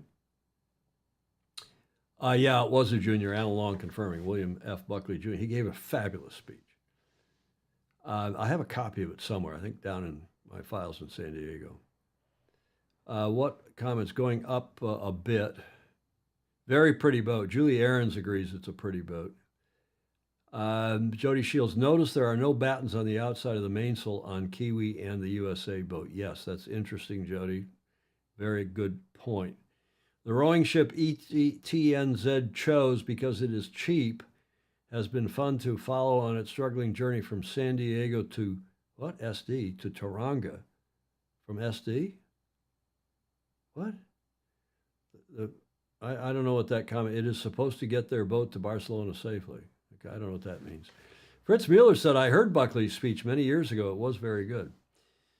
By the way, does anyone know when the last time was that there was an Olympics and an America's Cup in the same year? Think about that. What year was that? And I'll come back. Long time ago. I think 32 years ago. What other comments here? I'm very unsure of the name Patriot, but then again, it is not my team nor my yacht. Well, we were hearing rumors it was going to be something else, and I won't go into all that here, but maybe it was a change back to Patriot, which was, of course, the name of their yacht that crashed and burned down in Auckland. But maybe it's business that remains undone, and there's some good karma to it in that respect. We shall see. What are the other comments here? All new AC-75s are innovative. Read all about their secrets in Monday's Electronic Latitude. Sounds like Mark Reed has written a great article for the. Yes, Bill Wingrove, you've got the answer. It was 1992, the last time the Olympics were run in the same year as the America's Cup or vice versa. I ran that event. What the hell were you thinking? Well, we didn't have much choice. Remember, we'd run the event, the Como off Point Loma, in '88, which was also during an Olympic year. That was the other time it was run during the Olympics in the modern era. And that was because we didn't have much choice because of the whole challenge from Michael Fay and the court orders and so on. Should name it Phoenix, Fritz Mueller says, rising from the ashes. Well, Claire gave a great speech, Vice Commodore Harrington, and I get a hold of the whole speech, as I said, and maybe we will run some more of it here. The video. We're here with Terry Hutchinson, President of Sailing Operations and skipper at American Magic. A long day for the team, an early start with 5:45 rollout. Yeah. Patriot hit the water for the first time, and a few hours later you were sailing. Yeah. What are your thoughts on the day? Yeah, well, as far as first days go, inside the American Magic program, really, this was probably our best first day. You know, in our first boat with Defiant, we had a couple issues on the very first day, even though it was a good first day there, but we broke a lot of things. Our first day with the previous Patriot, we had a great sail that ended in a big stuff and back to the dock with a lot of broken bits. And here, the team really executed on the day. You know, we put the boat in the water, christened her, and thank you, Commodore Harrington, for that, and went out and, you know, methodically worked through the systems checks and then went for a good light air sail. So you just sailed one upwind. Was that all you were aiming for today? Yeah, I mean, we would have stayed out, but we got weather coming. The weatherman was skedaddling us in because apparently there's a risk of thunderstorms here later on in the day, and so, you know, it's day one, and there'll be a lot to do in the shed tonight, and so, you know, I'm certain the sailors, everybody wanted to keep going, but probably best that the weatherman called it for us. Any technical issues from today? No. You know. Touch wood. Yeah. And so what's the plan from here on out? Yeah, the plan from here on out is we'll close out this week with some sailing, and, you know, we got a couple more days of sea trialing and a couple more days of just working through the systems, and, you know, but I would suspect very quickly we'll be with race marks out there, and, you know, we started a great pattern of development with the AC40s and how we worked the boats up there, and each day how we got ready to go racing in those. And so I think we're going to follow a pretty similar pattern there and learn to develop the boat and figure out how we can extract performance. We know you like to get the most sailing days of any team. Will you still aim for that with Patriot? Well, if you weren't a professional sailing team, maybe it would be a mistake. But I guess since we are, we should probably keep focused on the water and keep developing. And some of the other teams are already in double-digit sailing days. Are you in a fight against time right now, or are you just where you want to be? No, I don't really contemplate that because we executed our schedule. I was really excited by, and I think the entire team was excited by the AC40 racing that we did. We spent 3 months of in-house racing, and we got over 100 races and 100 starts against each other. And that was quality team building, quality development time. And so, we're executing our plan. If the others get a couple more days in, I would happily trade the racing of April for 4 or 5 or 9 extra days inside of an AC75. Has your late launch been because of anything specific, to any specific benefit? It's not late. That's good. And we noticed you also had some recumbent cyclists in the back of the boat. Yeah. Is this going to be that? It's going to stay this way? I guess time will tell. Terry Hutchinson, thank you very much. Thanks, mate. Cheers.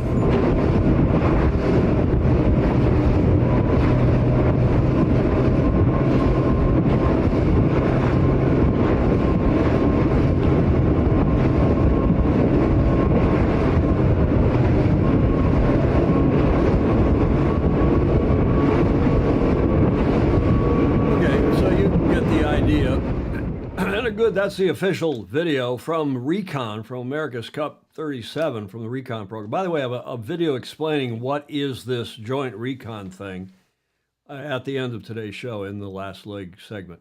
Now, the next video is courtesy of our friend Matt Sheehan, who's been doing a terrific job on his YouTube channel. I commend it to you. I commend his channel to you. It's called Planet Sail. He's been doing this now for years.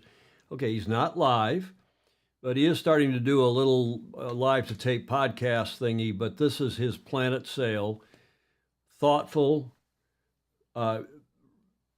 clever reportage, reporting on his YouTube channel, and it's a long video, it's 7 minutes long, about his observations about this new yacht, Patriot.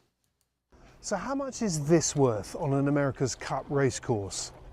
At the speeds that a modern cup boat is travelling, a helmet could cost 4 seconds a race. That's around 3 boat lengths. And that's why the latest AC75 to emerge looks like this.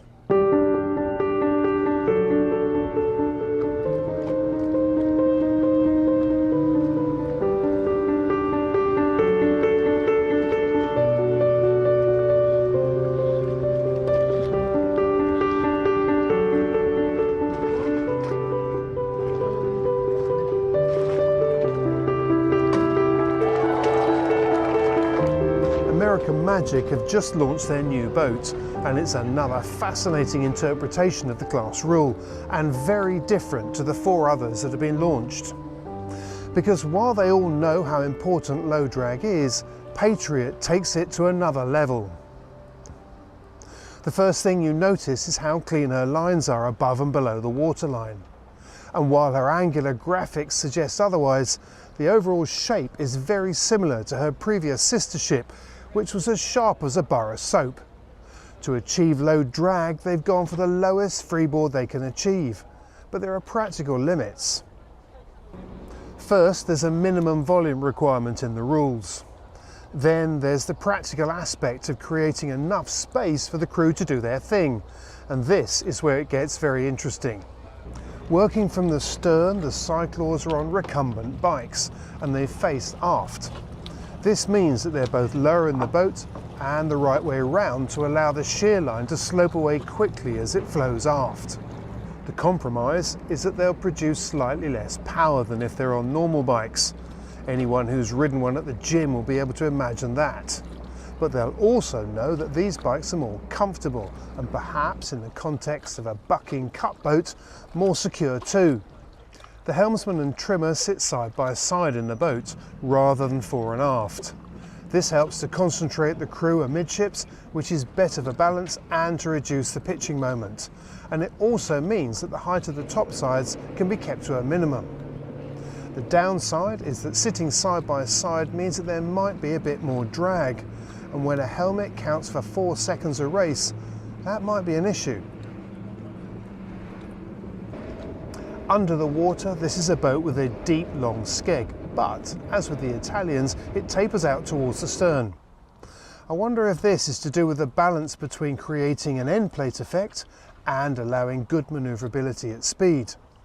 Imagine the boat slowing down as you go into a manoeuvre and lowering itself towards the water surface. Surely when the skeg re-immerses, it'll hinder the stern swinging round. A longer skeg would try and keep the boat going in a straight line. Then, when you look at the rudder, there's another hint. Their blade tapers aggressively from a long cord at the top to a skinny one lower down.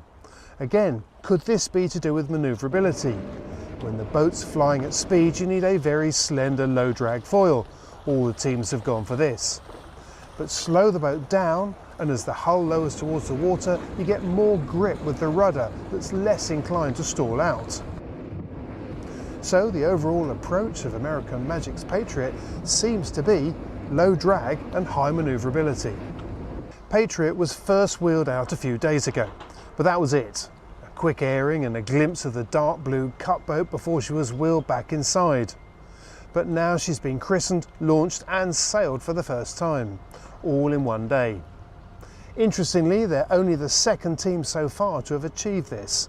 And just as with the Kiwis, this will mean a lot to them. The interview with their skipper Terry Hutchinson hints at this. You'll also hear how pleased he is that they've achieved their schedule, and listen out for his response to the suggestion that they're late launching. Plus, listen to what he has to say about the days in the AC40 versus days in the AC75. It's very interesting stuff. Here he is. As far as first days go, inside the American Magic program, really, this was probably our best first day. You know, in our first boat with Defiant, we had a couple issues on the very first day, even though it was a good first day there, but we broke a lot of things. Our first day with the previous Patriot, we had a great sail that ended in a big stuff and back to the dock with a lot of broken bits. And here, the team really executed on the day. You know, we put the boat in the water, christened her, and thank you, Commodore Harrington, for that, and went out and, you know, methodically worked through the systems checks and then went for a good light air sail. So you just sailed one upwind. Was that all you were aiming for today? Yeah, I mean, we would have stayed out, but we got weather coming. The weatherman was skedaddling us in because apparently there's a risk of thunderstorms here later on in the day, and so, you know, it's day one, and there'll be a lot to do in the shed tonight, and so, you know, I'm certain the sailors, everybody wanted to keep going, but probably best that the weatherman called it for us. Yeah, the plan from here on out is we'll close out this week with some sailing, and, you know, we got a couple more days of sea trialing and a couple more days of just working through the systems, and, you know, but I would suspect very quickly we'll be with race marks out there, and, you know, we started a great pattern of development with the AC40s and how we worked the boats up there, and, you know, each day how we got ready to go racing in those, and so I think we're going to follow a pretty similar pattern there and learn to develop the boat and figure out how we can extract performance. We know you like to get the most sailing days of any team. Will you still aim for that with Patriot? Well, you know, if you weren't a professional sailing team, maybe it'd be a mistake. Okay, a bit of this is a repeat from that spy video from the last that we aired, but it is interesting to hear his perspective. And as Julie Aaron says, you know, he's smooth and cool, and I'm cautiously optimistic that this is an Australia 2, that it's not a Mariner. And Blake says, yeah, that's a really good video on Patriot. I think Matthew Sheehan deserves, Matt deserves great credit. And as Stingray says, Luna Rosa's on their way now to Barcelona. It will be fun to see several boats out there on the water at the same time. The French boat, the French boat in Barcelona yet? Do we know? I don't know. Yes, Steve Gruber, I'm working on Tom Morris to get Mozzie on. I didn't think his analysis for this boat was all that interesting. And this whole thing that Matt's saying about 4 seconds, I think that may be a little much for what he is saying as well. These guys have to, none of us is perfect, and they go out and take a shot in the dark, and we'll see. But we shall see. The last Olympics, 2000. The last Olympics and America's Cup in the same year, but America's Cup, remember, was in February. The Olympics was in August. That's it was half a year apart, so it was quite a different deal than when the Cup and the Olympics are in August and the Cup's in October, November. I mean, they're really tight up against each other. So, anything else? Alan Long, correction: this new view, the boat isn't as close to the water as I thought. Great video. Yeah, Chris Exley says he was right. Yep. And what else? What else? Mark? Do you have another comment? Bill Wingrove, nice Pensacola promotion. Bill down there in Tampa. Yeah, indeed. And somebody noting the beer company. Yeah, Mark Orton Reed had that about 2000 as well. Okay, so all in all, I think it's a promising start for the boat. Let's see with Tom Slingsby now sailing it. If they've got a great sailing program, it looks like their design team has gone for something new and different and interesting. Bravo Zulu to Terry, bravo Zulu again to Vice Commodore Harrington for her speech. We'll get more of it to you when we can in due course. If you're just joining us, it's 2:31 here in San Francisco. No Julie today. I was under the weather for the last week and it finally tested positive for COVID. And then, so that's why we took the last Friday off and Tuesday. On nurses and doctors' orders, just put your feet up and relax. Frankly, I was sleeping. The fatigue, it was the same as the first time I had COVID back in 2022. It was the temp for a short, brief period and then take some Tylenol and that goes away. But then the fatigue, you just want to sleep it off, which I guess is good. A little residual cough. But then Julia got it, presumably from me, I don't know. But she's upstairs in the Commodore's suite, and hopefully she's doing okay. She's on Paxlovid. She should be back on Tuesday for Tuesday's show. In the meantime, I'd say, Julia, do you know what happened on this day in history in 1869? Here's your first clue. Does that help anybody? Big San Francisco component to this. And, this is round about the same time as the America's Cup was getting off the ground. And the Golden Spike, Steve Gruber's got it immediately. Exactly right. This is the joining of the two railroads coming from Promontory Point, Utah. Chris Exley's got it. Promontory Summit, and I guess it's just now called Promontory, Utah. They've shortened it, but Summit and Point and so on. But the Golden Spike, it literally was a golden spike, realized the achievement of a decades-held dream for most Americans, the completion of a transcontinental railroad. The railroad tied the United States together east and west. The last spike really was golden, as it was made out of 17.6 karat copper alloyed gold and weighed 14.03 troy ounces, 436 grams. It was a gift of San Francisco financier David Hughes and can still be viewed at the Cantor Arts Center down there at Julia's alma mater, Stanford University. And, this was a big deal. This, from an economic standpoint, pulled the whole country together. You could ship goods and people back and forth, particularly out to the west now, at a hugely reduced cost. And in many respects, it did as much or more for this country and commerce in this country, and then particularly to the west, commerce to the west of this country, as has done the internet, which also pulled many, and the interstate highway system and so on. So infrastructure. So it was on this day in 1869, May 10th, that the Golden Spike was driven, completing the first U.S. transcontinental railroad at Promontory Summit, Utah, and connecting the CP Railroad and the UP, the Central Pacific and the Union Pacific railroads together in Utah.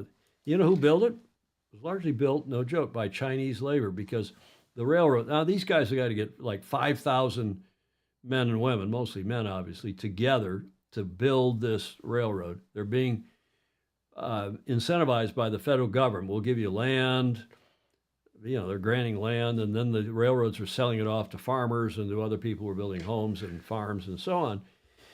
But they were incentivized to do it quickly, and the quicker they did it, the more money they got and the more land and yada, yada. So what'd they do? Smart, these Americans, these pioneers, back in the pioneering days of the America's Cup, 1851, this is 1869, they said, if China can build this, maybe this is a myth, I don't know, but this is what I'm seeing widely reported. If China can build the Great Wall, they ought to be able to help us build the railroad. And hence they imported a bunch of Chinese folks who did help lay these tracks and ties and on. Big deal. It was on this date, 1869, this day in history. Illegal immigrants built a nationally important piece of infrastructure. Surely not, Gordon Smith in Denmark is saying. Clark Chapin, I'm certain that back in the day, some people thought of this as a government-sponsored pork barrel boondoggle. Well, it no doubt was in some respects. But it was still private sector, backed by the government as well. The world's slowest train collision. Okay, I think the anniversary of the touching of the Channel was this week too. Really, Stingray? How would an American who grew up in South Africa know that? Stingray, well done. Okay, time for a... Excuse me, I'm always telling Julia, use your cough switch. I used mine. Hopefully I'm over this completely by Tuesday. But I did test negative twice, yesterday and 2 days before that, in fact, for the bloody croutotic COVID. Okay, that gets us blessedly to the last leg. And I promised you a video about recon and how the protocol works this time around for this joint recon, which is being done by the organizing committee. And then they're sending teams out to, and the other teams have to cooperate.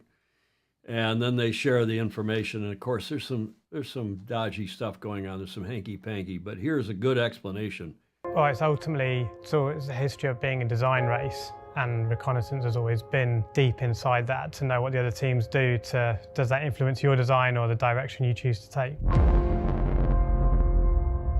Always a reconnaissance program has been around teams doing it individually, and this is the first time that we've had this joint reconnaissance program, which is, it's got its pros and cons, and certainly for the sailing fans opens up all this footage to be broadcast to them, which I think is fantastic for the media side of the America's Cup and getting the fans involved.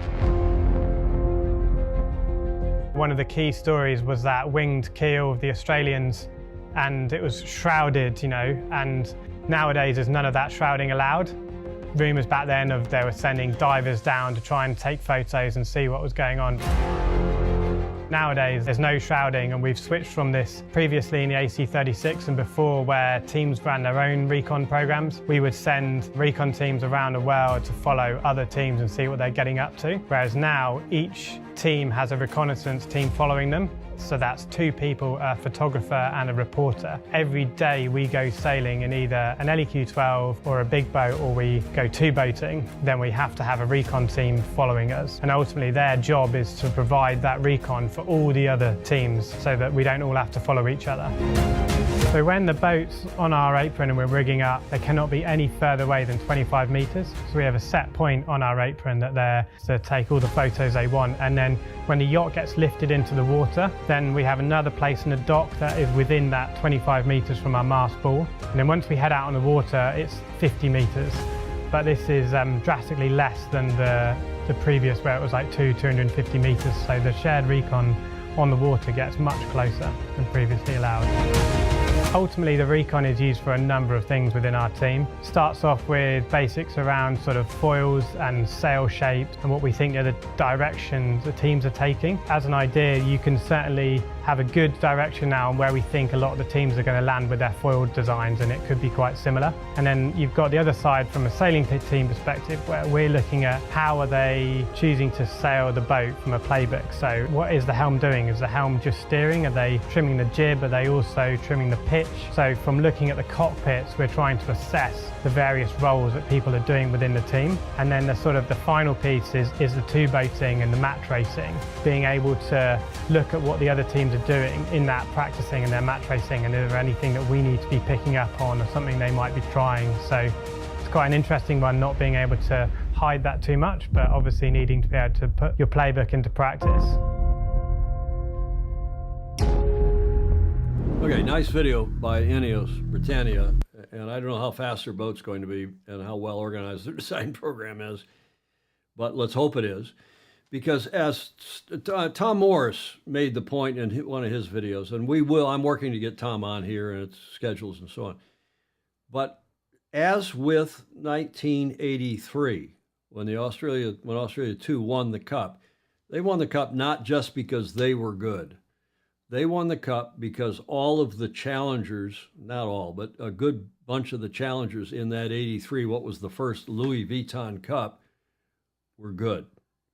Remember, there was Challenge 12, there was the Brits, there were several other teams that were quite good, the French, the Italians, and that helped lift Australia too. Likewise, when the challengers have won, you look at 2003 when Russell and the Alinghi guys won, part of that was because the Italians and our St. Francis team were so good. It was then BMW Oracle Racing on behalf of Golden Gate.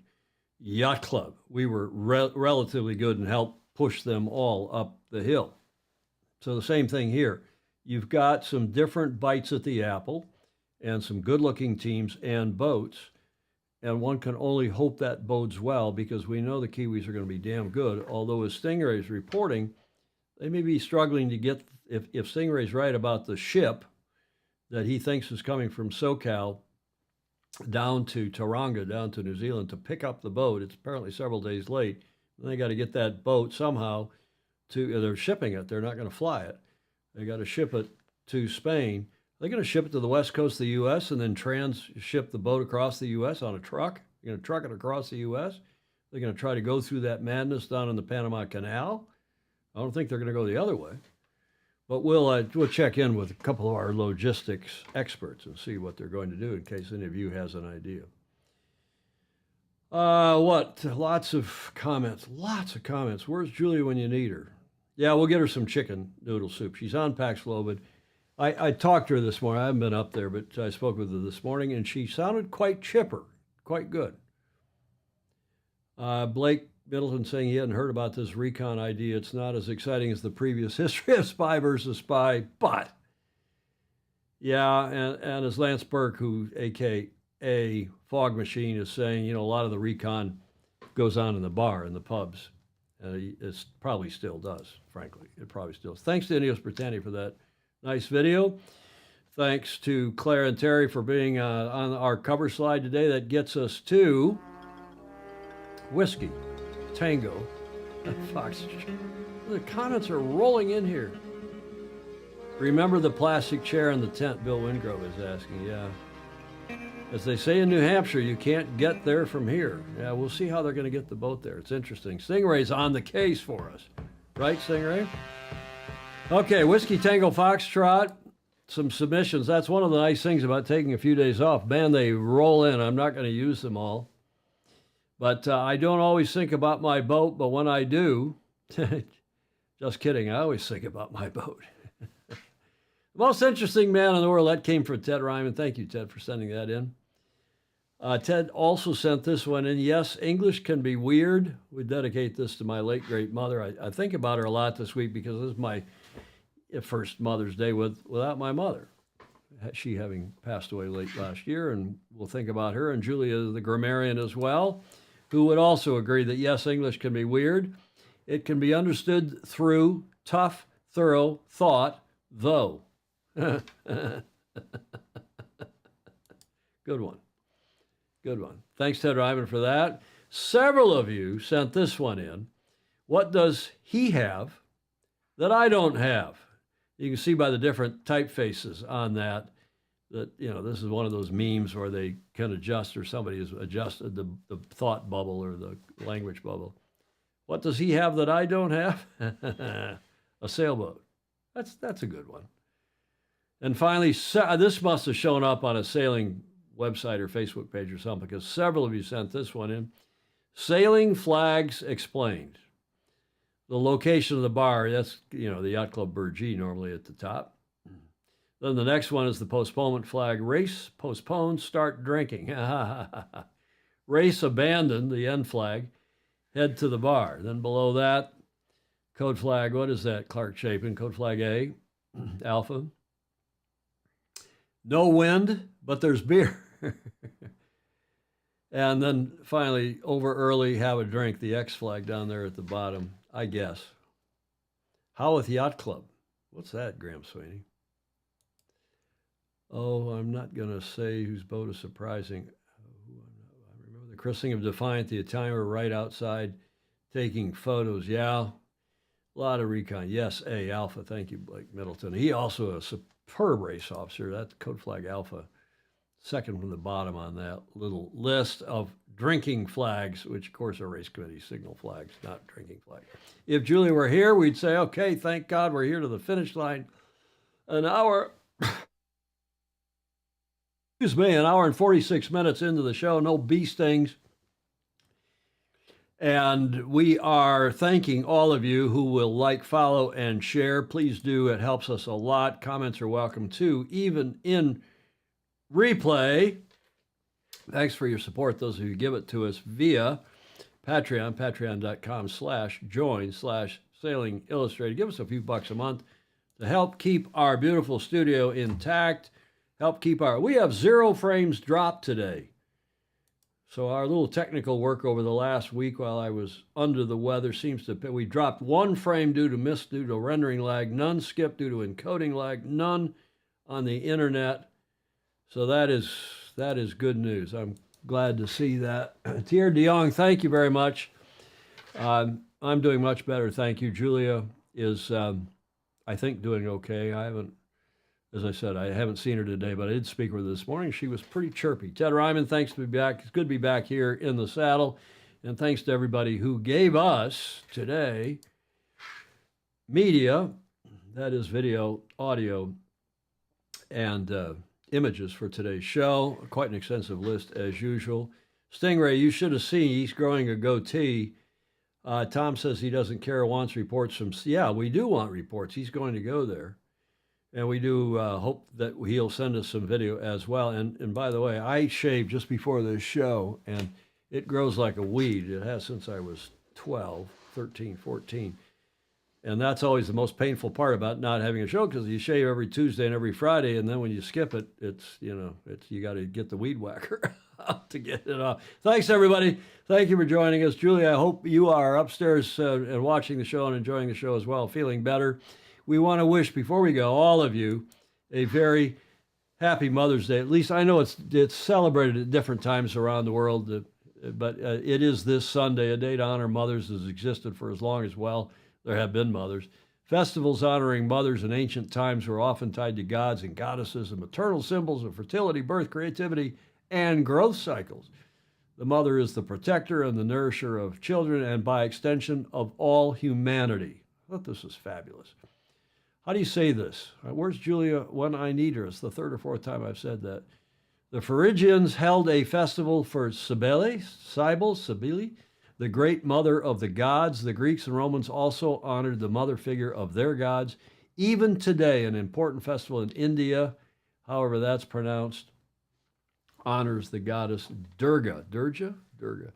And long before Americans celebrated Mother's Day, Europeans honored their mothers on the 4th Sunday of Lent on Mothering, or Simnel Day. During the Middle Ages, laborers, apprentices, and servants, mainly daughters who had gone to work as domestic servants, would be given a holiday on the 4th Sunday of Lent to return to their mothers and the mother church. So to all of you who will be celebrating it this weekend, and whether or not you are, we'll celebrate every mother everywhere. You mother. This weekend, and even our mothers who have passed away, as I will do so on Sunday. Thanks, everybody. Hope you have a great weekend wherever in the world you are. And if you can go sailing, sail fast, sail safe, and have fun. Thank you very much for joining us, and we'll see you on Tuesday. Ciao for now.